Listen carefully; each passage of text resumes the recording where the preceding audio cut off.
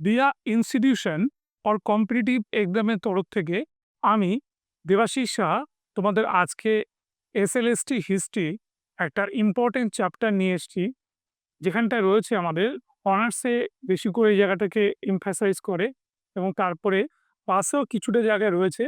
সেটা হচ্ছে আমাদের এই মহীশূর এবং হায়দ্রাবাদের উত্থান। মহীশূর হায়দ্রাবাদের উত্থানের সঙ্গে সঙ্গে আমি অবশ্যই পড়াবো অযোধ্যা। অযোধ্যা, মহীশূর, হায়দ্রাবাদ এবং সেই সঙ্গে সঙ্গে আমাদের ব্রিটিশদের সঙ্গে হায়দার আলী এবং টিপু সুলতানের যে যুদ্ধ হয়েছিল সেটাও কিন্তু আমি পুঙ্খানুপুঙ্খভাবে এই ক্লাসের মধ্যেই বলে দেবো। তাহলে প্রথম ইঙ্গ মহীশূর, দ্বিতীয় ইঙ্গ মহীশূর, তৃতীয় ইঙ্গ মহীশূর এবং চতুর্থ ইঙ্গ মহীশূর যুদ্ধে যে ঘটনাগুলো ঘটেছিল সেটাও কিন্তু এই ক্লাসের মধ্যেই থাকবে। ঠিক, তাহলে কি হলো, সবটা এক জায়গাতে থাকবে। আধুনিক ভারতের এইখানে যে মোগলদের সাম্রাজ্যের প্রথম দিক মানে বাবর থেকে ঔরঙ্গজেব, এই সময়টা শেষ হওয়ার পর তারপরে পরবর্তী মোগল যাদের নিয়ে শুরু হয়েছিল তাদের সময় আমাদের এই রাজ্যের যখন উত্থান হলো এবং ব্রিটিশদের সঙ্গে সংঘাত হলো, সবটাই কিন্তু ক্লাসের মধ্যে একদম ডিটেল আলোচনা হবে। চলো, হায়দ্রাবাদ, অযোধ্যা, মহীশূর এই কথা বলতে গিয়ে আমি এখানে হায়দ্রাবাদের কথা প্রথম থেকেই শুরু করছি, তারপরে আমি চলে যাব এখান থেকে অযোধ্যা এবং তারও পরে মহীশূর। আমাদের নিশ্চয়ই মনে আছে যে মোগল সম্রাট ঔরঙ্গজেবের মৃত্যুর পর তার পুত্র আমাদের মুয়াজ্জম, যাকে আমরা কি নামে চিনি, প্রথম বাহাদুর শাহ নামে চিনি, তিনি আমাদের সম্রাট পদে মোগল সিংহাসনে আরোহণ করেন। ঠিক তারপরেই আমরা দেখতে পাই জাহানদার শাহ, জাহানদার শাহের পরে ফারুক শিয়ার এবং ফারুক শিয়ারের পরে যখন মোহাম্মদ শাহ সিংহাসনে বসেন, সেই সময়ের ইতিহাসে আমাদের অনেক রকম ঘনঘটা ছিল। কিরকম ঘনঘটা ছিল আমরা দেখেছিলাম। মোহাম্মদ শাহের সময় কিন্তু স্বাধীনভাবে তৈরি হয় হায়দ্রাবাদ এবং স্বাধীনভাবেই তৈরি হয়ে যায় অযোধ্যা, মানে মুঘল সাম্রাজ্য থেকে এরা স্বাধীন হয়ে গিয়ে নতুন রাজ্য তৈরি করে। আবার যখন আমরা ফারুক শিয়ারের সময়কালটা দেখি তখন দেখতে পাই বাংলায় মুর্শিদ কুলি খাঁ কিন্তু স্বাধীন হয়ে গিয়েছিল। কি বললাম, মুর্শিদ কুলি খান 1717 খ্রিস্টাব্দে স্বাধীন নবাবী বাংলায় তৈরি করেছিল। তাহলে এই যে আমাদের অযোধ্যা, এদিকে হায়দ্রাবাদ আর এদিকে বাংলা, এটা কিন্তু মোটামুটি 10 বলবো না, 7 বছর, 7 বছরের ব্যবধানের মধ্যেই সব তৈরি হয়ে গেছে। মনে থাকবে? বেশ, এবার দেখো, এই যে হায়দ্রাবাদের কথা যখন আমি বলছি তখন তোমাদের নিশ্চয়ই মনে আছে মোগল সম্রাট মোহাম্মদ শাহ।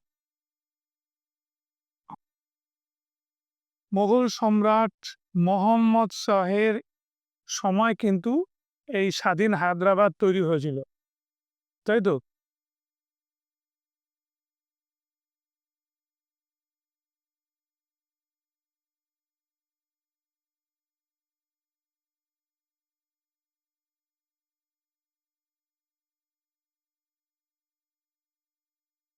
ঠিক, মোগল সম্রাট কথা লিখে দিই, বুঝতে সুবিধা হবে।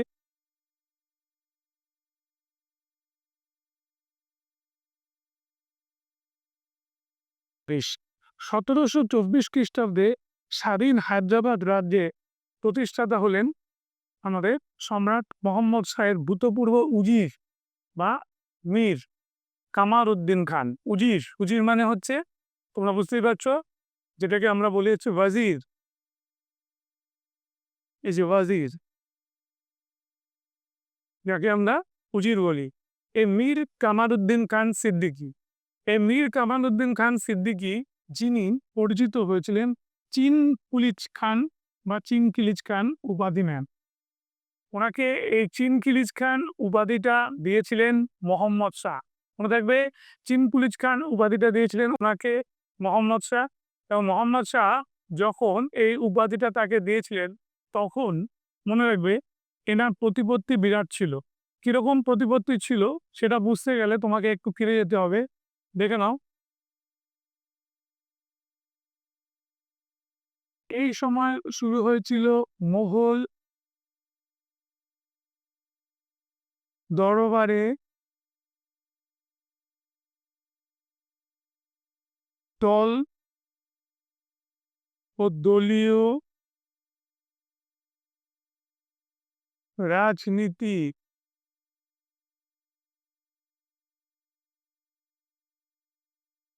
মনে থাকবে কি বললাম? মোগল দরবারে দল ও দলীয় রাজনীতি। এবং এটা আমাদের এই দল আর দলীয় রাজনীতিতে যেটা দেখতে পেয়েছিলাম, তখন তিনটে গোষ্ঠীর হাতে ক্ষমতা এসেছিল। একটা হচ্ছে ইরানি, একটা তুরানি, একটা হিন্দুস্তান।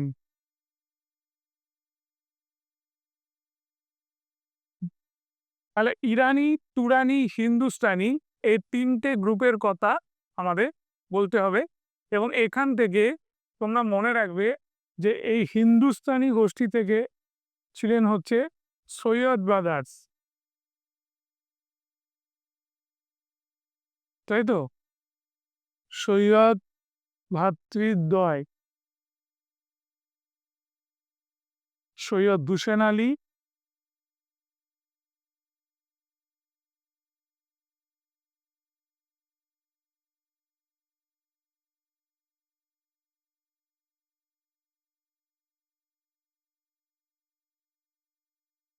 সৈয়দ হোসেন আলী,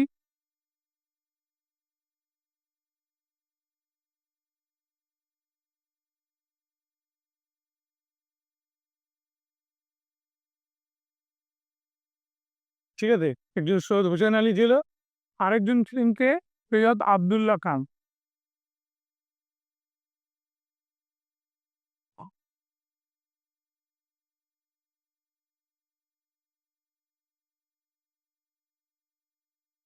সৈয়দ আবদুল্লাহ খান, ঠিক আছে?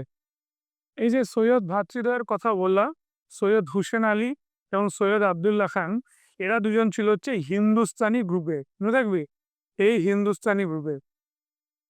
এবার এই যে ইরানি তুরানি এই যে দুটো গোষ্ঠী আছে, এখান থেকে আবার আলাদা করে দুটো লোকের নাম বলতে হয়। একজন হচ্ছে চিনকুলিজ খান,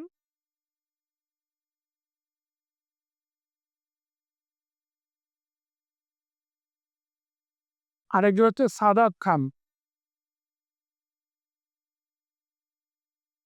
মনে থাকবে, সাদাত খান বুরহান উল মুলক।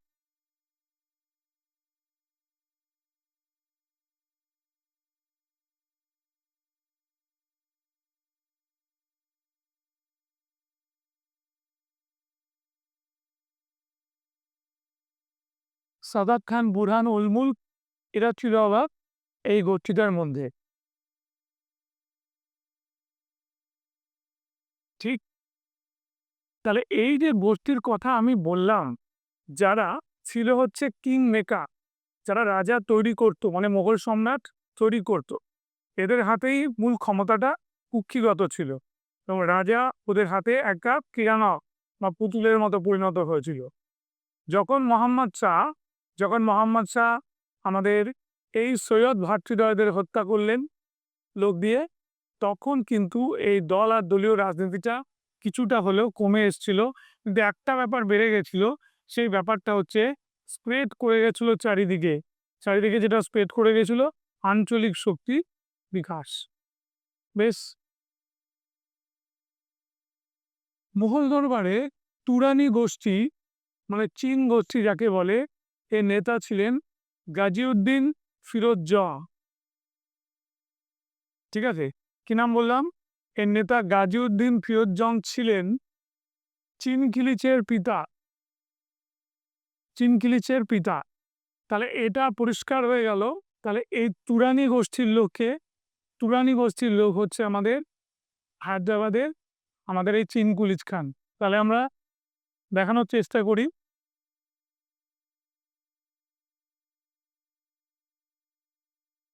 এই চিনকুলিজ খান হচ্ছে তুরানি গোষ্ঠী।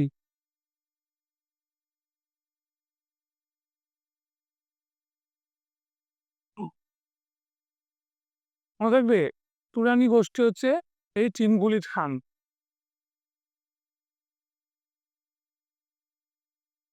এইবার দেখো, ঠিক তার পরের কথা আমি বলি।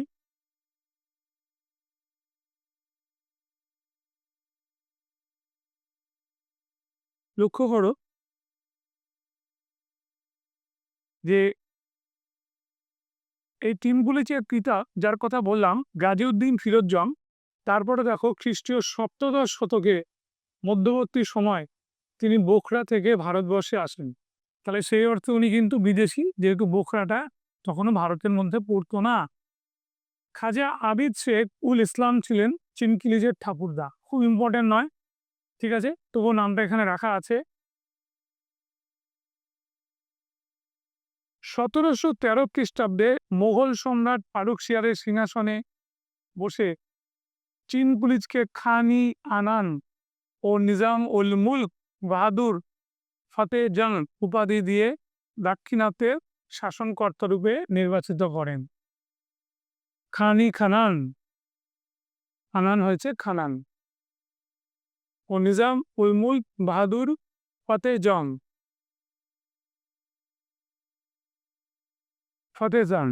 উপাধি দিয়ে দাক্ষিণাত্যের শাসনকর্তা রূপে নির্বাচিত করেন। কি বললাম? তোমার ফতেহ জং উপাধি দিয়ে দাক্ষিণাত্যের শাসনকর্তা রূপে নির্বাচিত করেন। নেক্সট, এইবার দেখো 1713 খ্রিস্টাব্দে সম্রাট ফারুক শিয়ারের এই যে সিংহাসনে বসা এবং তারপরের যে পর্ব, তার চেয়েও বেশি ইম্পর্টেন্ট ছিল ঠিক আমাদের কি বলবো তার পরের ঘটনাটা। মানে আমরা যখন ফারুক শিয়ারের ফরমান পাওয়ার পর দেখি যে এদের অবস্থানটা কীরকম আছে, এবং সেখান থেকে সে যখন আমাদের পরবর্তী মুঘল সম্রাট মানে মোহাম্মদ শাহের সময় চলে যাচ্ছে, সেখানে কতটা ডালপালা বিস্তার করছে বা কি করছে, এটাও আমরা দেখব। এবং এটা আমরা সবাই জানি যে এই ভদ্রলোক যাকে আমরা নিজাম উল মুলক আসফ জাহ নামে চিনি, যাকে উপাধিটা 1713 সালে দিয়েছিলেন ফারুক শিয়ার, সেই ভদ্রলোকে কিন্তু আমাদের যখন কার্নেলের যুদ্ধ হয়েছিল 1739 খ্রিস্টাব্দে, সেই কার্নেলের যুদ্ধের সময় মানে নাদির শাহ যখন ভারত আক্রমণ করেছিল, তাকে প্রতিরোধ করবার জন্য আমাদের পাঠানো হয়েছিল এই ভদ্রলোককে, মানে এই চিনকুলিজ খানকে। এবং কার্নেলের যুদ্ধে এই চিনকুলিজ খানই কিন্তু নাদির শাহের কাছে পরাস্ত হয়েছিল। এটা ভালো করে জেনে রাখবে, এটা খুব ইম্পর্টেন্ট জায়গা। ঠিক, তো দেখে নাও 1719 খ্রিস্টাব্দে ফারুক শিয়ারের মৃত্যুর পর দিল্লির পরিস্থিতি বিষাক্ত হলে মীর কামার উদ্দিন খান সিদ্দিকী দিল্লি ত্যাগ করে হায়দ্রাবাদে চলে যান। বেশ, তাহলে যে কামার উদ্দিন সিদ্দিকী আমরা যাকেই দিয়ে শুরু করেছিলাম, ঠিক আছে, সেখানে ওই যে বললাম রাজনৈতিক পরিবেশটা খুব বিষাক্ত ছিল, তার জন্য উনি হায়দ্রাবাদে চলে গেলেন। সম্রাট মোহাম্মদ শাহ মীর কামারউদ্দিনকে বিদ্রোহী মনে করে তাকে দমনের জন্য হায়দ্রাবাদের শাসনকর্তা মুবারিজ খাঁকে সসৈন্যে কামারউদ্দিনের বিরুদ্ধে প্রেরণ করেন। ঠিক আছে, সকরখেদার যুদ্ধ খুবই ইম্পর্টেন্ট নয়, 1724 খ্রিস্টাব্দে মুঘল বাহিনী বিধ্বস্ত ও মুবারিজ খান নিহত হন। তাহলে বোঝা গেল এই ভদ্রলোক মানে এই মোহাম্মদ শাহ কামারউদ্দিনকে যখন বিদ্রোহী ঘোষণা করলো এবং তাকে দমনের জন্য যখন মুবারিজ খাঁকে পাঠানো হলো কামারউদ্দিনের বিরুদ্ধে, কিন্তু কামারউদ্দিন এতটাই ভালো যুদ্ধ করেছিল যে 1724 খ্রিস্টাব্দে মুবারিজ খান মারাও গেল এবং মোগল সেনা বিধ্বস্ত হলো। হিস্টোরিয়ান সতীশচন্দ্র অবশ্য এটা মানছেন না। সতীশচন্দ্র বলছেন যে এই সময়টা দুর্বল হয়ে গিয়েছিল যাদের সৈন্য, সেটা হচ্ছে মোগলদের, তার পূর্ণ সুযোগটা কিন্তু কামারউদ্দিন পেয়েছিল। নেক্সট, 1724 খ্রিস্টাব্দে মোহাম্মদ শাহ এক সন্ধির দ্বারা কামারউদ্দিনকে দাক্ষিণাত্যের হায়দ্রাবাদের সুবাদার বলে স্বীকৃতি দেন এবং আসফ জাহ উপাধি প্রদান করেন। বোঝা গেল? তাহলে এই যে ভদ্রলোক যাকে আমরা চিনকুলিজ খান নামে দেখলাম, আসল নাম যার কামারউদ্দিন, সে আবার পেল আসফ জাহ, এই উপাধিটা পেল কার কাছ থেকে? আমাদের মোহাম্মদ শাহের কাছ থেকে। ঠিক এইভাবে মীর কামারউদ্দিন হায়দ্রাবাদ রাজ্য প্রতিষ্ঠা করেন এবং তার উপাধি হয় নিজাম। ঠিক আছে, তাহলে নিজামি যে ব্যবস্থাটা এটা তৈরি হলো 1724 খ্রিস্টাব্দে, এটা আমরা দেখে নিলাম, তাই তো? বেশ। কাপি খাঁ ও গোলাম হোসেন নিজামের শৃঙ্খলাপূর্ণ শাসন ব্যবস্থার ভূয়সী প্রশংসা করেছেন। নিজামের দেওয়ান কুরনচাঁদ ছিলেন একজন হিন্দু। তাহলে হায়দ্রাবাদের এই নিজামী ব্যবস্থা দীর্ঘদিন চলেছিল এবং দেখা যায় যে আমাদের ভারত যখন স্বাধীন হয়, যে প্রিন্সলি স্টেটসের কথা বলা হয়, সেই প্রিন্সলি স্টেটসের মধ্যে আমাদের এই হায়দ্রাবাদ যুক্ত হয়েছিল। সর্দার বল্লভভাই প্যাটেল হায়দ্রাবাদ, জুনাগড় এবং কাশ্মীরকে যে সংযুক্ত করেছিল, সেটা আমরা এখান থেকে জানতে পারি কিভাবে করেছিল।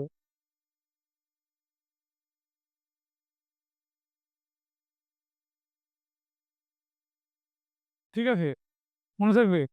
এইবার দেখো পরের পয়েন্টে, 1748 খ্রিস্টাব্দের 11 বছর বয়সে নিজাম উল মুল্ক আসফ জাহর মৃত্যু হলে সিংহাসন নিয়ে উত্তরাধিকারীদের মধ্যে বিবাদ সৃষ্টি হয়। ঠিক আছে, মনে রাখবে। 1748 খ্রিস্টাব্দে 11 বছর বয়সে নিজাম উল মুল্ক আসফ জাহর মৃত্যু হলে সিংহাসন নিয়ে উত্তরাধিকারীদের মধ্যে কি হলো, বিবাদ বাঁধল। এবার এই বিবাদটা সত্যি কথা বলতে গেলে হায়দ্রাবাদের নিজাম যেরকমভাবে একটা কন্ট্রোলে রেখেছিল, সেটা কিন্তু নষ্ট হলো। বেশ। আসফ জাহের মৃত্যুর পরও এই রাজবংশ আরো 200 বছর ধরে দাক্ষিণাত্যে শাসন কার্য পরিচালনা করে। মনে থাকবে, হায়দ্রাবাদের পঞ্চম শাসক নিজাম আলীম 1798 খ্রিস্টাব্দে লর্ড ওয়েলেসলির অধীনতামূলক মিত্রতা নীতি সর্বপ্রথম গ্রহণ করেন।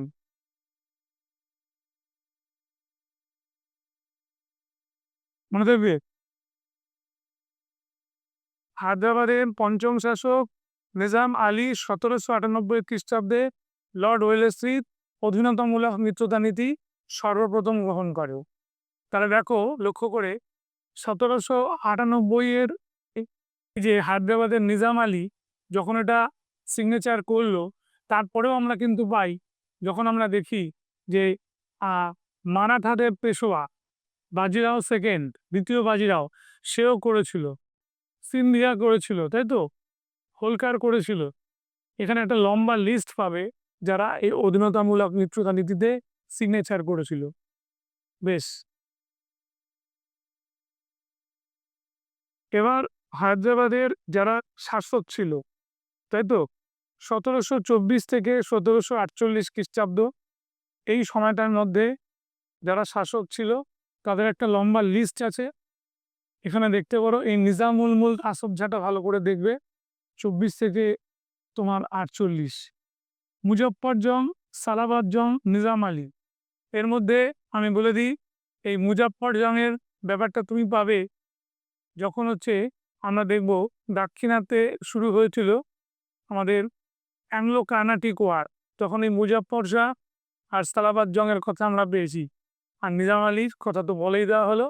ব্যাস, আর দরকার নেই। এইটুকু এইটুকু তুমি নিজাম আলী আর নিজাম উল মুল্ক আসফ জাহর নাম জানলে হবে, কারণ এই যে জায়গাটা আছে অ্যাংলো কার্নাটিকের ওয়ার, সেটা কিন্তু স্পষ্টভাবে বলা নেই। ঠিক। এবার দেখো সিকান্দার জাহ, নাসিরুদ্দৌলা, ঠিক আছে, হাফিজুল উদ্দৌলা, মোহাম্মদ আলী খান, ওসমান আলী খান। এই ওসমান আলী খান হচ্ছে আমাদের শেখ, মানে স্বাধীনতার সময় ছিলেন, ভারত যখন স্বাধীন হচ্ছে। ঠিক। এবার আমরা এইখান থেকে চলে গেলাম অযোধ্যায়। অযোধ্যাও কিন্তু ঠিক সেভাবেই তৈরি হয়েছিল, যেখানে আমি বললাম মোহাম্মদ শাহের সময়, কিন্তু মুঘল সম্রাট মোহাম্মদ শাহের সময় এটা ইন্ডিপেন্ডেন্ট হয়ে গেছিল। মানে মোহাম্মদ শাহের দুর্বলতার সুযোগটাকে ওরা কাজে লাগিয়েছিল। বেশ। অযোধ্যা, এলাহাবাদ আর কানপুরের কিছু অংশ সঙ্গে বারাণসী নিয়ে মোগল যুগে অযোধ্যা সুবা গঠিত ছিল। ঠিক আছে, আবারও বলছি, অযোধ্যা, এলাহাবাদ, কানপুরের বেশ কিছু অংশ বারাণসী নিয়ে মোগল যুগে অযোধ্যা সুবা গঠিত ছিল। ঠিক। মধ্য এশিয়ার খোরাসান থেকে আগত সাদাত খান, মধ্য এশিয়ার খোরাসান থেকে আগত সাদাত খান 24 থেকে 39 ছিলেন স্বাধীন অযোধ্যা রাজ্যের প্রতিষ্ঠাতা। তাহলে যিনি সাদাত খান বুরহান উল মুলক তিনি প্রতিষ্ঠাতা। এবার এখানে অনেক রকম ব্যাপার আছে, কেউ 1722 বলে, কেউ 1724 বলে, ঠিক আছে? তাই আমি এটা দুটোই রেখে দিয়েছি, দেখে নাও। জীবন মুখোপাধ্যায়ের বই খোলো, তারপরে তুমি সমর কুমার মল্লিকের বই খোলো, এগুলোতে 1722 দিচ্ছে। আবার যেগুলো দিল্লির যে ম্যাটারগুলো থাকে ওরা যেগুলো দিচ্ছে সেখানে 1724 দিচ্ছে। তো এইটা তুমি খুব সাবধান থাকবে, এখানে 1722 আর 24-এর ব্যাপারটা, ঠিক? এবার দেখো, সাদাত খান অযোধ্যার সুবাদার নিযুক্ত হন। তাহলে উনি এই যে সুবাদার হয়েছিল, সেই সুবাদার মানে যখন উনি এই ইন্ডিপেন্ডেন্ট হয়ে গেলেন, ঠিক আছে, তখন উনি অযোধ্যার কিন্তু সুবেদারও ছিলেন। এবং সাদাত খাঁ নিজ কর্মদক্ষতার গুণে বুরহান উল মুলক উপাধি লাভ করেছিলেন। এবং এটাও বলে দিচ্ছি, এইটুকু সবই সম্ভব হয়েছিল যখন মোহাম্মদ শাহ আমাদের মুঘল সম্রাট ছিলেন। সাদাত খাঁর প্রকৃত নাম ছিল মীর মোহাম্মদ আমিন। জন্মসূত্রে তিনি ছিলেন খোরাসানি মুসলমান, ঠিক? তাহলে খোরাসানি মুসলমান মানেই তুমি বুঝতে পেরে গেলে যে ইনি কিন্তু তোমার কি আমাদের সম্পূর্ণ রকমভাবে সেন্ট্রাল এশিয়ার লোক। খোরাসান যখন বলছে সেন্ট্রাল এশিয়ার লোক, এবং সেন্ট্রাল এশিয়ান বা মধ্য এশিয়ার একজন মুসলমান। বেশ, তিনি ছিলেন সাহসী, উদ্যমশীল, বুদ্ধিমান ও দৃঢ়প্রতিজ্ঞ ব্যক্তি। আমি এই জায়গায় যাচ্ছি না, তার যেটা ছিল ওই যে দৃঢ়প্রতিজ্ঞ ব্যক্তি, এটাই সাদাত খানকে তোমার বুরহান উল মুলকে পরিণত করেছিল বা ইন্ডিপেন্ডেন্ট অযোধ্যায় নিয়ে যেতে সাহায্য করেছিল।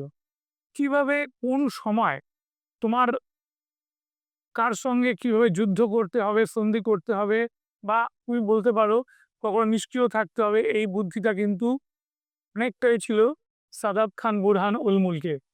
তাই তার সঙ্গে যার তুলনা হয় সেটা হচ্ছে আমাদের নিজামে, ঠিক? এই দুটো লোক একটা খুঁটি হয়ে দাঁড়িয়েছিল এক সময় মোহাম্মদ শাহ। যাই হোক,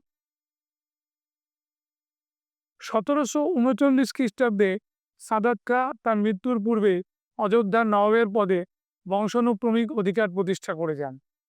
উনি 1739, মনে আছে নিশ্চয়ই, যে বছরটায় আমাদের নাদির শাহ ভারত আক্রমণ করেছিল, সেই বছরটায় কিন্তু উনি তার নিজের রাজ্য সম্পূর্ণভাবে বংশানুক্রমিক করে দিয়েছিলেন। 1739 খ্রিস্টাব্দে কার্নালের যুদ্ধ, যেটা আমি বলছিলাম, এই কার্নালের যে যুদ্ধটা হয়, যেখানে আমাদের উপস্থিত ছিলেন এই ভদ্রলোক, যার নাম হচ্ছে আমাদের কার্নালের যুদ্ধে আমাদের উপস্থিত ছিলেন আমাদের যে ভদ্রলোক, তিনি খুব চতুরতার সঙ্গে যে কাজটা করেছিলেন সেটা হচ্ছে যে মোগলদের একটা ক্ষয়ক্ষতি হয়েছিল, অবশ্যই কার্নালের যুদ্ধে পরাস্ত হয়েছিল এবং মোহাম্মদ শাহকে বন্দি করা হয়েছিল। এবং সে অবস্থায় সে মনে করেছিল সম্পদ চলে গেলে সম্পদ ফেরানো যাবে, জীবনগুলো ফেরানো যাবে না। যার জন্য উনি কি করেছিলেন, এই যে এখানে ব্যাপক পরিমাণে যে লুটপাট হয়েছিল সেটাতে উনি কিন্তু সেভাবে কোনো বাধা দেননি, ঠিক? এবং যার ফলে মোহাম্মদ শাহের রাজ্য বেঁচে গেছিল। আবার হিস্টোরিয়ানরা এটাও বলে যে মোহাম্মদ শাহ তোমার কি বলবো, নিজ স্বার্থপর ব্যক্তি ছিলেন, তার নিজ রাজ্য বাঁচাতেন এবং তার জন্য উনি এটাও জানতেন যে এই ভদ্রলোক, তার যে মোটিভ, সে কখনোই এখানে স্থায়ীভাবে থাকবে না বা তার রাজ্য কেড়ে নেবে না, ঠিক আছে? যুদ্ধে পরাস্ত করালো, লুট করলো, বেরিয়ে গেল, ঠিক? তাহলে সাদাত খাঁর জন্য হেরে গেল, মানে সাদাত খাঁ যুদ্ধে হেরে গেল, তোমার কিন্তু এই কাজটা করে দিয়ে গেছিল। যাই হোক, তাহলে কার্নালের যুদ্ধে মোগল সম্রাটের পক্ষে যোগদান করে তিনি নাদির শাহ কর্তৃক বন্দী হন, ঠিক? তাহলে নাদির শাহ কোন মোগল সেনাপতিকে বন্দী করেছিল? তাহলে পেয়ে গেলে এই সাদাত খাঁকে। এবং পরবর্তীকালে একই বছরে তিনি আত্মহত্যা করেন। এক খুব করুণ ইতিহাস।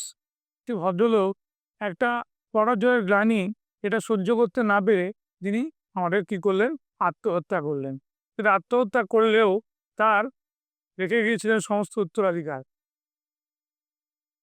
ফরাসি বিবরণ থেকে জানা যায় যে পারস্য সম্রাট নাদির শাহের সঙ্গে একটি চুক্তিতে আবদ্ধ হওয়ার বিষয়টি সাদাতকার মনঃপূত না হয় তিনি আত্মহত্যা করেন। তাই তো? তাহলে পার্সি ভাষায় যে জার্নালগুলো পাওয়া যায় বা যে দস্তাবেজগুলো পাওয়া যায় তাতে আমরা দেখেছিলাম যে নাদির শাহের সঙ্গে যখন আমাদের একটা চুক্তি হয়েছিল, সেই চুক্তিতে আবদ্ধ হওয়াটা তার কাছে খুব অপমানজনক মনে হয়। কেউ কেউ মনে করে এটা নাকি শালিমারের চুক্তি ছিল। তাহলে তো সেক্ষেত্রে শালিমারের চুক্তি ১৭৩৯ সালে হয়। আবার দেখো উইকিপিডিয়া সার্চ করলে এই শালিমারের সন্ধি আবার ১৭৪০ সালেও দেয়। যাই হোক, এটা একটা ঘটনা। তারপরে আমরা যাচ্ছি সাদাত খান মৃত্যুর পর তার ভ্রাতুষ্পুত্র ও নিজ জামাতা আবুল মনসুর খান অযোধ্যার শাসনকর্তা নিযুক্ত হন, যিনি সফদার জং নামে পরিচিত ছিলেন। এই যে সফদার জংয়ের কথা আলাদা করে একটু বলতে হবে। সফদার জংও অনেকগুলো যুদ্ধের মধ্যে তিনি জড়িয়ে পড়েছিলেন। ঠিক আছে, দেখো ১৭৪৮ খ্রিস্টাব্দের ২১শে জুন মোগল সম্রাট আহমদ শাহ প্রধানমন্ত্রী বা উজির পদ লাভ করেন কি এই সফদার জং।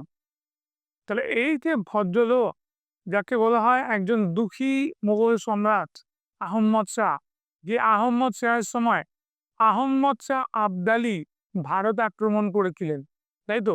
সর্বপ্রথম আহম্মদ শাহ আবদালি তার সময় ভারত আক্রমণ করেছিলেন ১৭৪৮ খ্রিস্টাব্দে। ঠিক সেই সন্ধিক্ষণে আমি বলে দিই তিনি আমাদের তোমার কার কি বলবো প্রধানমন্ত্রী হয়েছিল, সে হচ্ছে এই সফদার জং।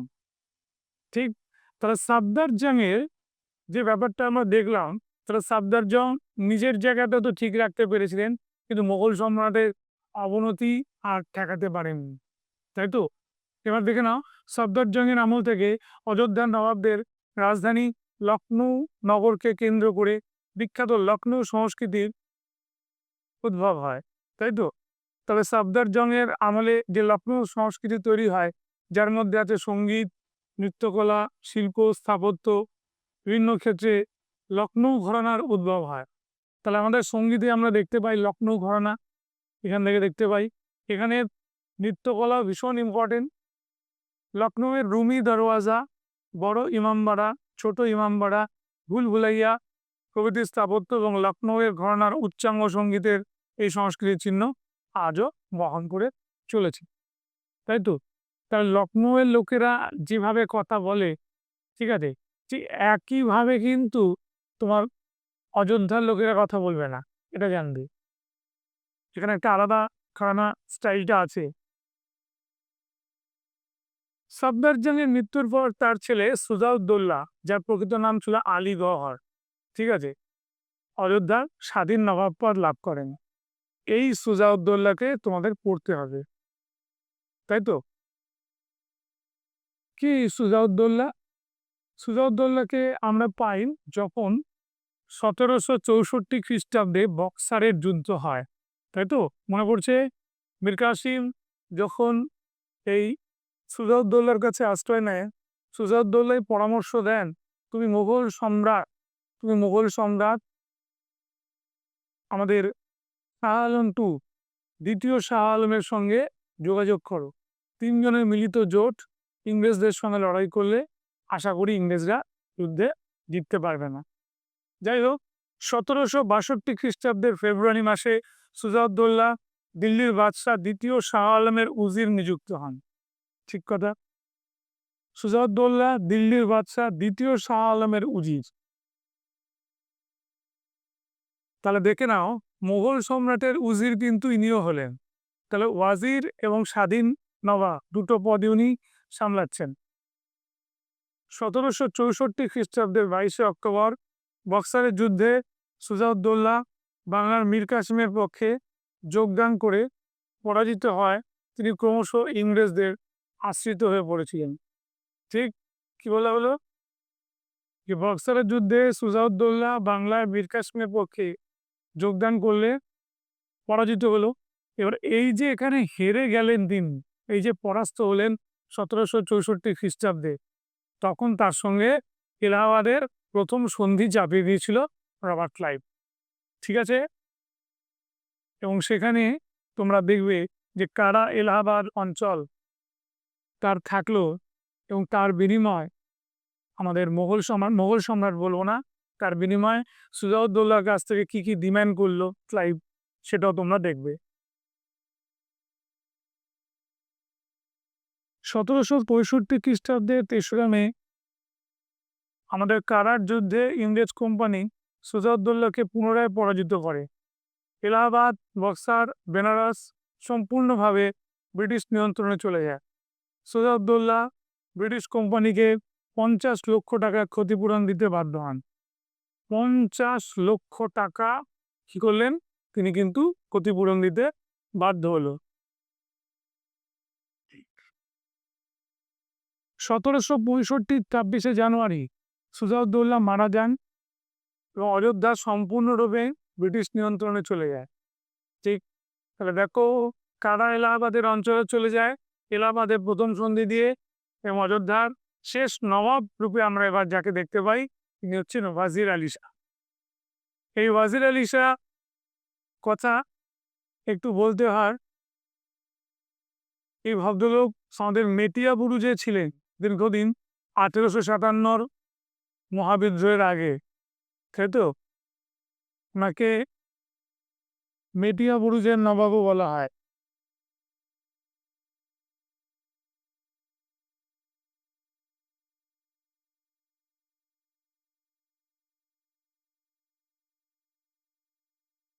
মনে থাকবে কি বললাম, মেটিয়া বুরুজের নবাব।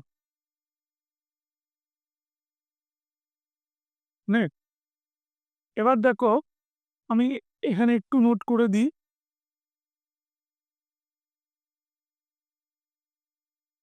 হ্যাঁ দেওয়া আছে। এলাহাবাদের প্রথম সন্ধি লিখে দিচ্ছি।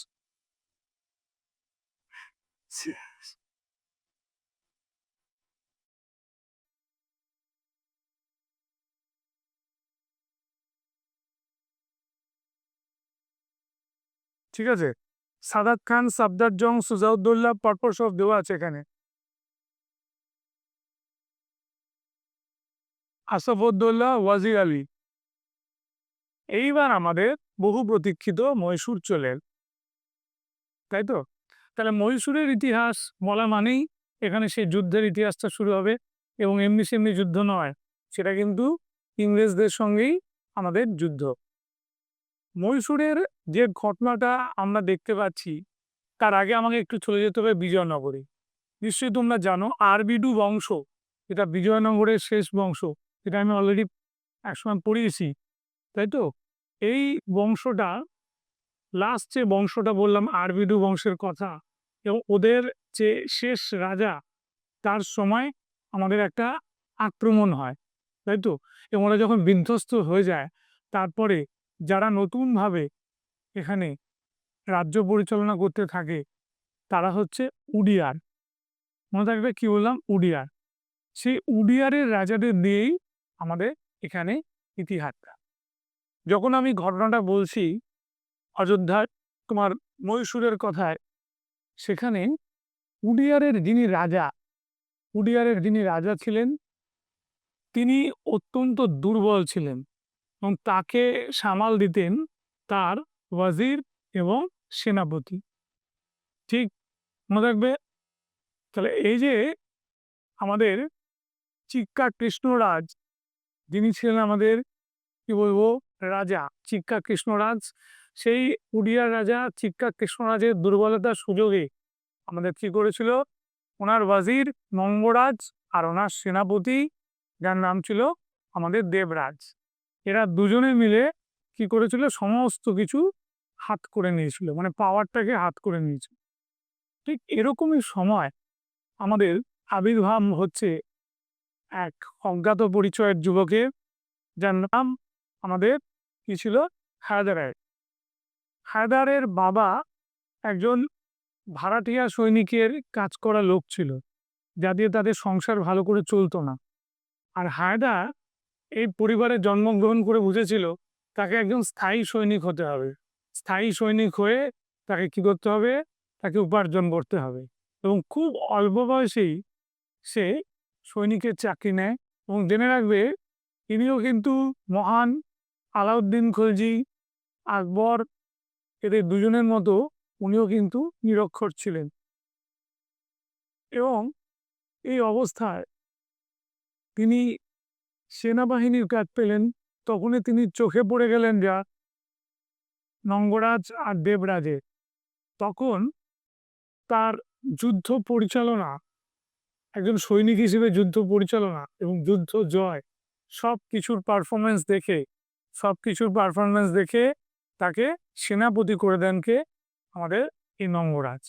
তখনই কিন্তু উনি খুব কাছ থেকে নঙ্গরাজকে বুঝতে পারলেন যে নঙ্গরাজ কি করে, তার কি উদ্দেশ্য, সমস্ত কিছু কিন্তু উনি জেনে ফেললেন এবং যখন উনি জানতে পারলেন তখনই উনি নঙ্গরাজের বিরুদ্ধে বিদ্রোহী হয়ে পড়লেন।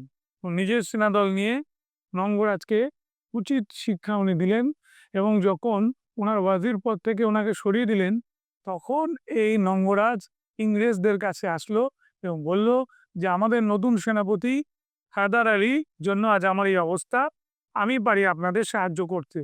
এবং শুরু হলো এখানেই প্রথম ইঙ্গ মাইসোর যুদ্ধ। এবং এবার ওরা যখন এই পাওয়ারে ফিরে আসতে চেষ্টা করলো আমাদের নঙ্গরাজ, তখন ইংরেজরা যুদ্ধ করলো 1767 থেকে 1769 প্রথম ইঙ্গ মহীশূর যুদ্ধ হলো, তাই তো? এবং এই যুদ্ধের একটা পরিণতি ছিল 1769 খ্রিস্টাব্দের আমাদের বিখ্যাত মান্দ্রাজের সন্ধি, তাই তো? মান্দ্রাজের সন্ধি স্বাক্ষর করে আমাদের এই যুদ্ধ থেমে গেছে। অ্যাকচুয়ালি হায়দারকে বুঝতে গেলে তোমাদের একটা বড় ব্যাপার জানতে হবে যে হায়দারের শত্রু কারা। ঠিক, হায়দারের শত্রু বললে একটা হবে নিজাম, হায়দ্রাবাদের নিজাম। ঠিক, 2 নম্বর হচ্ছে মারাঠা, আর 3 নম্বর কারা? 3 নম্বর হচ্ছে ব্রিটিশ ইস্ট ইন্ডিয়া কোম্পানি।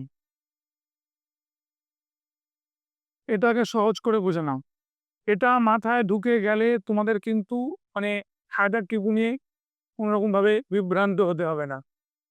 ঠিক, এই নিজাম, এই মারাঠা, এই ব্রিটিশ, ঠিক আছে? এই 3 জনের একটা কি বললাম, এই মিলিত বাহিনী।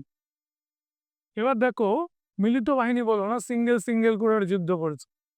হায়দার একটা চুক্তি করেছিল ব্রিটিশদের সঙ্গে, বলেছিল মাদ্রাজের সন্ধির পরে যদি কেউ তৃতীয় শক্তি দ্বারা আক্রান্ত হয় তাহলে একে অপরকে সাহায্য করবে। কিন্তু যখন দেখা গেল পেশোয়া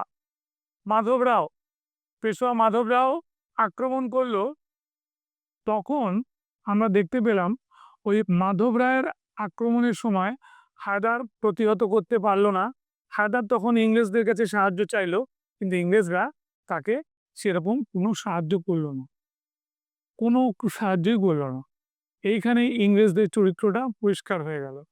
পরবর্তীকালে যখন মারাঠাদের দুর্বল উত্তরাধিকার এসেছিল বা নিজামের যে লোভ এটা বুঝতে পেরেছিল, তখন টাকা দিয়ে হাত করে ফেলেছিল হায়দার ওদের, ঠিক আছে? কিন্তু মারাঠাদের সেইভাবে সে অর্থে পারেনি এবং দীর্ঘকালীন যুদ্ধ চালিয়ে যেতে হয়েছিল পরবর্তীকালে হায়দারকে।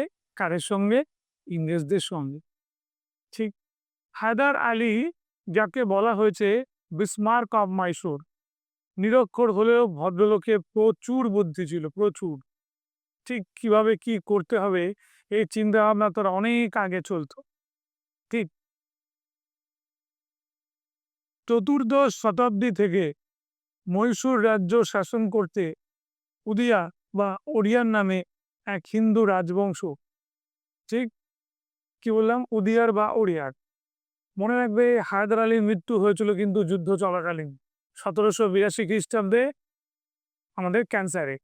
আর ঠিক তার 2 বছর বাদে তার ছেলে টিপু আমাদের ম্যাঙ্গালোরে সন্ধি স্বাক্ষর করেছিল ইংরেজদের সঙ্গে। অষ্টাদশ শতকে এই বংশের দুর্বল রাজা ছিলেন চিক্কা কৃষ্ণরাজ ওড়িয়ার। মনে রাখবে, চিক্কা কৃষ্ণরাজ ওড়িয়ার।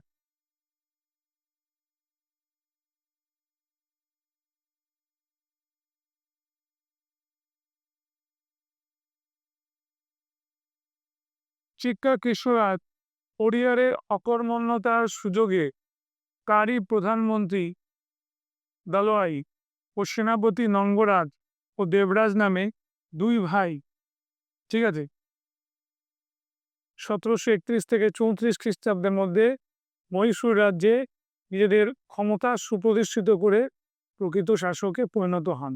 সেন্টেন্সটা ভাগ করে দিলে তোমাদের সুবিধে হতো, কমানোর জন্য একদম একটা লাইনে এখানে নিয়ে আসা হয়েছে। আমি যা যা আলোচনা করেছি মুখে, এখানে সবই আছে, প্রত্যেকটা কথাই আছে, ঠিক আছে। নঙ্গরাজ হচ্ছে প্রধানমন্ত্রী আর সেনাপতি হচ্ছে দেবরাজ। সেনাপতি যথাক্রমে বললে ভালো হতো, এই একটা কথা জুড়লে ঠিক আছে। নঙ্গরাজ আর দেবরাজ, ঠিক।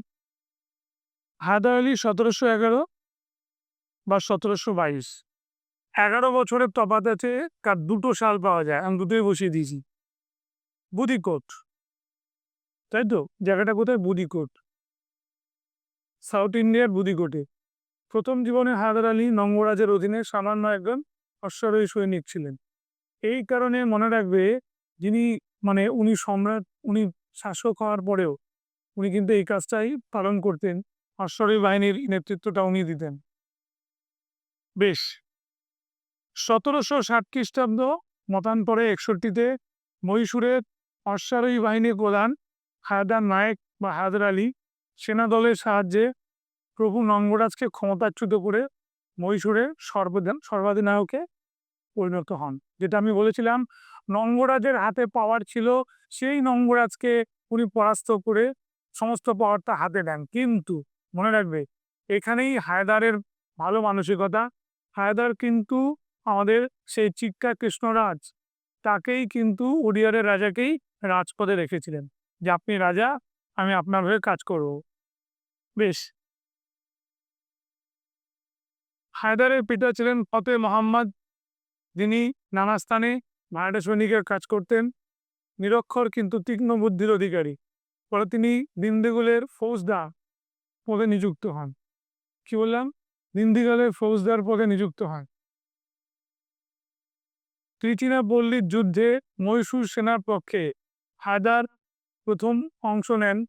ডক্টর নরেন্দ্র কৃষ্ণ সিংহের মতে ত্রিচিনাপল্লী ছিল হায়দ্রাবাদের প্রথম শিক্ষা ক্ষেত্র, ঠিক আছে। মনে রাখবে, এই ত্রিচিনাপল্লীর যুদ্ধে উনি যখন সবচেয়ে ভালো পারফরমেন্স করেন, তখনই কিন্তু উনি চোখে পড়েন।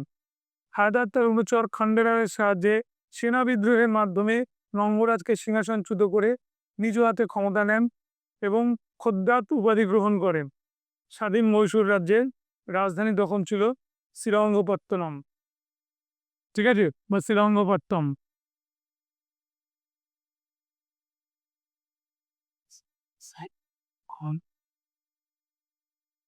এবার দেখো, হায়দার আলী সিংহাসনে বসেই সিরা দুর্গ, রায় দুর্গ, হসপেট দুর্গ, চিতল দুর্গ, বিদনুর দুর্গ জয় করেন। হায়দার তার অস্ত্র ইউরোপীয়দের ধাঁচে নির্মাণ করেন। হায়দার মহীশূরের বিসমার্ক নামে পরিচিত হয়। হায়দার মহীশূরের বিসমার্ক নামে পরিচিত হয়, ঠিক আছে। হায়দারের শক্তি বৃদ্ধিতে ঈর্ষান্বিত শত্রু শিবির মারাঠা নিজাম ও কোম্পানি 1767-তে একযোগে হায়দার আলীকে আক্রমণ করে প্রথম ইঙ্গ মহীশূর যুদ্ধের সূচনা করে। মনে থাকবে, 67-তে একযোগে হায়দার আলীকে আক্রমণ করে প্রথম ইঙ্গ মহীশূর যুদ্ধের সূচনা করে। এই যুদ্ধ চলাকালীন মারাঠা ও নিজামরা যুদ্ধ ত্যাগ করলেও কোম্পানি কিছুকাল এককভাবে যুদ্ধ চালায়। তাহলে আমি আগেই বলেছিলাম যে দুই শত্রুর কথা, একটা হচ্ছে নিজাম, আরেকজন হচ্ছে আমাদের মারাঠা। তাহলে লক্ষ্য করে দেখো, এই শত্রু শিবিরে মারাঠা, নিজাম আর কোম্পানি, এরা তিনজনই একযোগে আক্রমণ করলো। তখন কিন্তু হায়দারের পক্ষে পাওয়া সম্ভব হয়নি এবং এটাই ইঙ্গ মহীশূর যুদ্ধের প্রথম সূত্রপাত। মারাঠা ও নিজামরা যুদ্ধ ত্যাগ করলে কোম্পানি কিছুকাল এককভাবে কি হয়, যুদ্ধ চালায়। কেন এটা হলো? সেখানেও ছিল হায়দারের কূটকৌশল, ওদেরকে বিচ্ছিন্ন করাটা। শেষ পর্যন্ত ১৭৬৯ খ্রিস্টাব্দে মাদ্রাজের সন্ধি, ঠিক আছে? মাদ্রাজের সন্ধি কি করে দিল আমাদের? হায়দার ও ইংরেজদের মধ্যে যুদ্ধ থামিয়ে দিল। ঠিক এখানে মনে রাখবে, পুরো সময়টা, প্রথম ইঙ্গ-মহীশূরের যুদ্ধের সময়কালটা আমি মেনশন করে দিচ্ছি।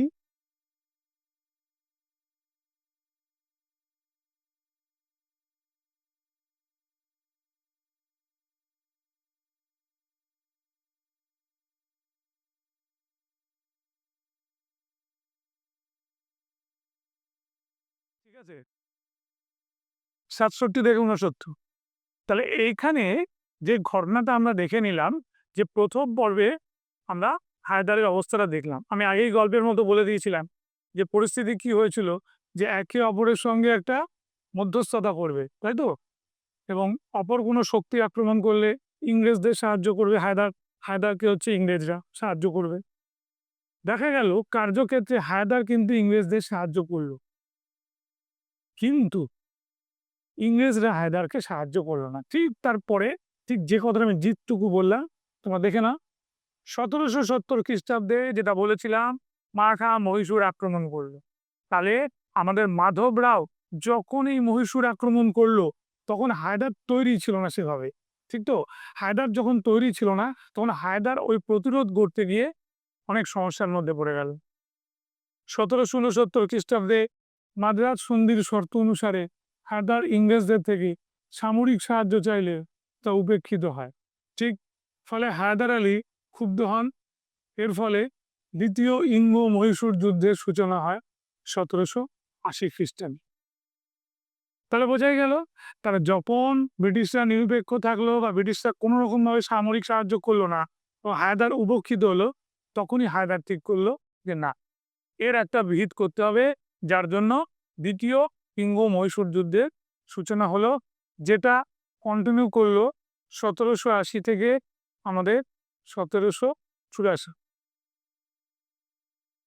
৮০ থেকে ৮২ রেখে যুদ্ধ থেমে গেছিল, কিন্তু সন্ধি হয়েছিল ৮৪। তোমরা ৮০ থেকে ৮৪ করবে, তোমাদের বুঝতে সুবিধা হবে। ঠিক, এবার দেখো ১৭৮১ ব্রিটিশ সেনাপতি আয়ারকুট পোর্টো-নোভার যুদ্ধে হায়দারকে পরাস্ত করেন। তাহলে এই যে আয়ারকুট, এই ভদ্রলোককে তোমাদের মনে পড়ছে? এই ভদ্রলোকের বিরাট বড় পারফরম্যান্স ছিল ১৭৬০ সালে। ভাবতে পারো, ১৭৬০ সালে এই আয়ারকুট আমাদের বন্দিবাসের যুদ্ধে ফরাসি সেনাপতি বলবো না, ফরাসি গভর্নর বলবো, কাউন্ট লালিকে পরাস্ত করেছিল। কি স্ট্যামিনা ভাবো একজন যোদ্ধার! সে যোদ্ধা ফিরে এলো আবার ২১ বছর বাদে। ঠিক আছে? পূর্ণিমার যুদ্ধে হায়দারকে পরাস্ত করেন। এরপরে কলিঙ্গুর, আন্নাগুড়ি, উদালোর, পাল্লিলোর যুদ্ধে হায়দার পরাজিত হলেন। কলিঙ্গুর, আন্নাগুড়ি, উদালোর এবং পাল্লালোর পর যুদ্ধে হেরে গেল ব্রিটিশদের কাছে। হায়দারের পুত্র টিপু এই সময় রঙ্গমঞ্চে নামলো, এবং টিপু যখন যুদ্ধ করতে এলো, ঠিক আছে, তিনি ইংরেজ সেনাপতি ব্রেথওয়েটকে তাঞ্জোরের যুদ্ধে ১৭৮২ সালে হারিয়ে দিল। এই ব্রেথওয়েটকে হারানোটা আমাদের একটা বড় রকমের কি বলবো টার্নিং পয়েন্ট ছিল, এবং তাকে পরাজিত বন্দী করলো। টিপু তখন হয়ে গেল আমাদের মহীশূরের শার্দুল বা মহীশূরের বাঘ, টাইগার অফ মাইসোর। ১৭৮২ খ্রিস্টাব্দেই ৭ই ডিসেম্বর চলে গেলেন আমাদের এই হায়দার আলী। ক্যান্সার রোগে উনি যখন মারা যাচ্ছেন এই যুদ্ধ চলাকালীন, টিপু কিন্তু দৃঢ়ভাবে এই যুদ্ধ পরিচালনা করে গেলেন। স্যার আয়ারকুট আবার ম্যালেরিয়া জ্বরে মারা গেছিল। এই ঘটনাটা হিস্ট্রির একটা অদ্ভুত ঘটনা, যে শত্রু আর মানে যিনি যোদ্ধা, এই দুজনই একটা বছরই মারা গিয়েছিল। এই আয়ারকুট আর হচ্ছে আমাদের হায়দার। ১৭৮৪ খ্রিস্টাব্দে মাদ্রাজের গভর্নর ম্যাকার্টনের সঙ্গে টিপুর হলো ম্যাঙ্গালোরে সন্ধি, তাই তো?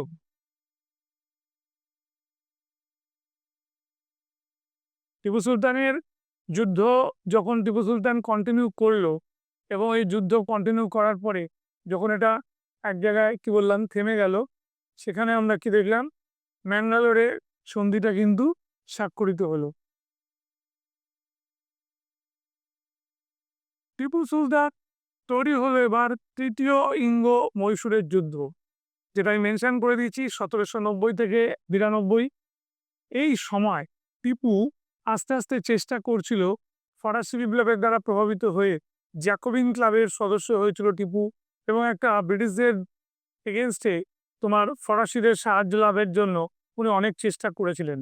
মরিশাসের যে রাজা টিপুকে নিয়ে গিয়েছিলেন কোথায়, ফ্রান্সে, এবং সেখানে নেপোলিয়ন বোনাপার্টের মতো বিখ্যাত সেনাপতির সঙ্গে পরিচয় করিয়ে দিয়েছিলেন, জ্যাকোবিন ক্লাবের মেম্বারও করিয়ে দিয়েছিলেন।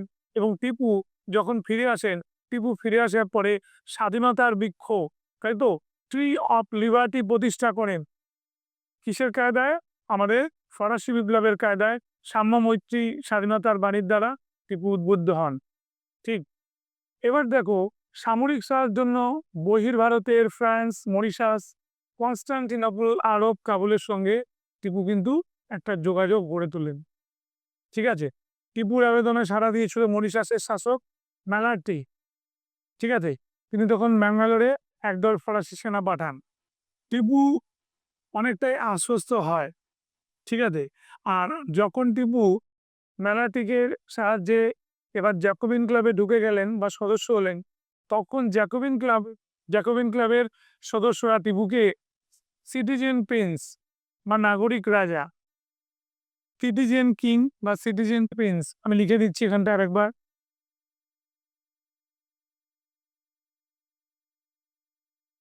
সিটিজেন কিং, ঠিক আছে, নাগরিক রাজা আখ্যা দেন। জ্যাকোবিনদের প্রেরণায় টিপু রাজধানী শ্রীরঙ্গপট্টনমে স্বাধীনতা স্মারক বৃক্ষ বা ট্রি অফ লিবার্টি রোপণ করেন এবং ফরাসি বিপ্লবের আদর্শ সাম্য, মৈত্রী ও স্বাধীনতাকে সম্মান জানান। এই যে ফরাসি বিপ্লবের আদর্শ সাম্য, মৈত্রী, স্বাধীনতার কথা যেটা আমি বলে দিলাম, টিপু উদ্বুদ্ধ হলো। টিপু যখন আস্তে আস্তে ফরাসিদের সঙ্গে তার হৃদ্রতা তৈরি করছে, ঠিক সেই সময় টিপুর কাঁধে অত্যন্ত অসন্তুষ্ট হয়ে গেল এবং হয়ে ইংরেজদের যে মিত্র রাজ্য, ঠিক আছে, ত্রিবাঙ্কুর আক্রমণ করলে শুরু হয় তৃতীয় ইঙ্গ মহীশূর যুদ্ধ। ঠিক আছে, যখন টিপু ইংরেজদের মিত্র রাজ্য ত্রিবাঙ্কুর আক্রমণ করলো, মনে রাখবে সেই সময় শুরু হয়ে গেল আমাদের তৃতীয় ইঙ্গ মহীশূর যুদ্ধ। প্রথমে জেনারেল মিডোজ যুদ্ধে টিপুকে জব্দ করতে না পারায় কর্নওয়ালিস নিজের হাতে নেতৃত্ব তুলে নেন এবং দীর্ঘদিন শ্রীরঙ্গপত্তনম অবরোধের পর 1792 খ্রিস্টাব্দে ফেব্রুয়ারি মাসে টিপু আত্মসমর্পণ করেন।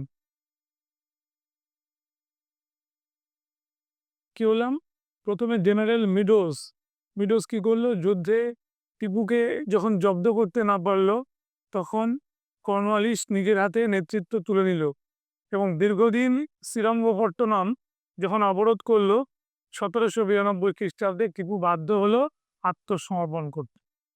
এই আত্মসমর্পণের সময় টিপু এতটা রিস্ক নিয়েছিল তোমরা ভাবতেই পারবে না। বলে না যে দেখে যে হোস্টেজ রাখা, ঠিক আছে, জামানত রাখা, ওরকম ভাবে টিপু তার 2 ছেলেকে ব্রিটিশদের কাছে দিয়েছিল, এই মর্মে যে আমার 2 ছেলে রইল, মানে আমি আমার অ্যাক্টিভিটিস সুন্দরভাবে সংযত করেই চলবো। কিন্তু এই স্বাধীন চেতা টিপু সেটা কিন্তু করতে পারেননি। টিপু ফিরে এসেছিলেন আবার 1799 সালে, মানে 7 বছর বাদে। এবং 7 বছর বাদে টিপু যখন যুদ্ধ করেছিলেন 1799-এ, তখন ব্রিটিশরা কিন্তু আর বোকামো করেনি। তখন তারা ঠিক করেছে যে এই শত্রুর একেবারে চিরবিনাশ, তাকে বাঁচিয়ে রেখে অর্থ আদায় করবে এমনও ইচ্ছে তখন তাদের আর ছিল না। তার জন্য আমাদের বিশেষ প্রশিক্ষণপ্রাপ্ত ব্রিটিশ সেনার যে সেনাপতি ছিলেন, সেই ভদ্রলোকের নাম ছিল আর্থার ওয়েলেসলি। আর কি আশ্চর্য ব্যাপার দেখো, তখন তার ভাই লর্ড ওয়েলেসলি তিনি হচ্ছেন আমাদের ভারতবর্ষের গভর্নর জেনারেল, এবং তারই সংবাদ পেয়ে তিনি চলে গেলেন এবং যুদ্ধ করলেন। এবং সেই যুদ্ধে টিপু পর পর 3টে যুদ্ধে ইংরেজদের কাছে পরাস্ত হয়েছিল। একটা হচ্ছে সদাশিল, একটা হচ্ছে মলভেরি, এবং শেষ যে যুদ্ধটা হয়েছিল সদাশিল মলভেরির পরে, সেই যুদ্ধটার নাম ছিল হচ্ছে, মনে রাখবে, শ্রীরঙ্গপত্তনমের যুদ্ধ। এখানে কিন্তু টিপুর মৃত্যু হয় 1799 খ্রিস্টাব্দে।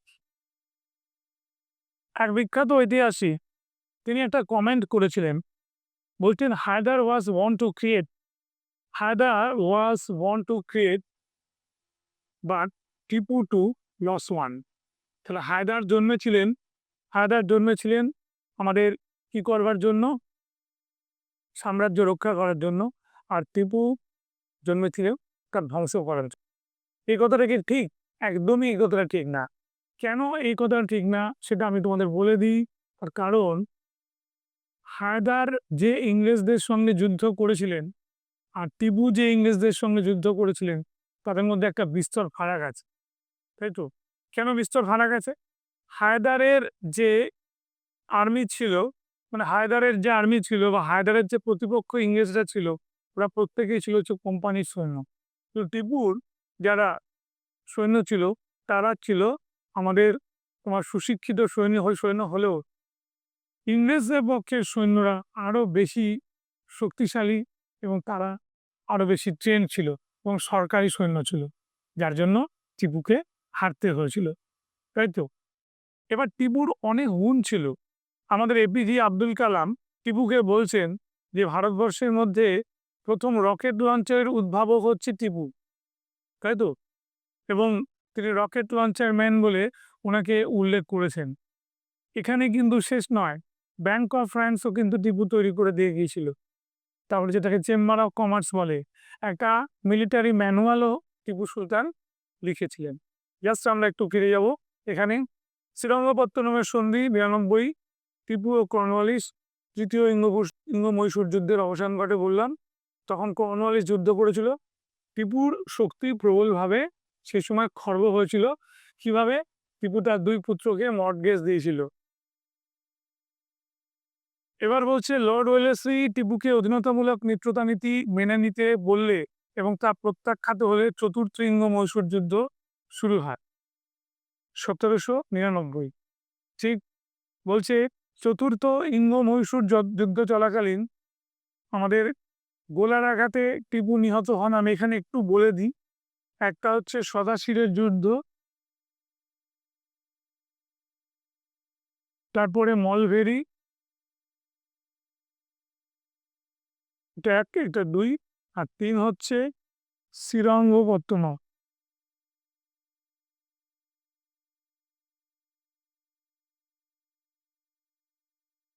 ঠিক আছে, 1799 এখানে টিপু কিন্তু মারা যায়। আর এটাও মনে রাখবে, এখানটা একটু বলে দিই,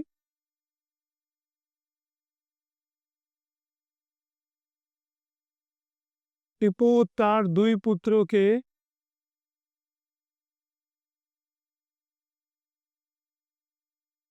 ইংরেজদের হাতে তুলে দেন।